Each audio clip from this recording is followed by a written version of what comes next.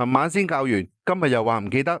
你以為佢係無心裝載，其實係你教佢認字嘅方法，令佢大腦極速排斥啊！唔好再依賴 flash card 啦，小朋友認字係靠影相嘅，佢記住嘅係張卡嘅形狀，而唔係字嘅結構。一離開張卡，佢就斷片噶啦。心理學話你知，大腦會自動清理垃圾資訊啊！冇生活連結嘅字，對佢嚟講只係一堆冇意義嘅線條。瞓醒就會清空噶啦。認字要靠特徵邏輯，話俾佢知呢一點係兔仔條尾巴，冇咗條尾佢會喊噶。將符號變成有生命嘅角色，每個字都有佢長成咁嘅理由噶。當小朋友理解咗特徵，佢大腦先會主動將呢個字傳入永久記憶區。方法好簡單，進行環境尋寶，帶佢去超市、去條街揾字啊，將平面符號變換成立體記憶，佢一世都唔會忘記噶。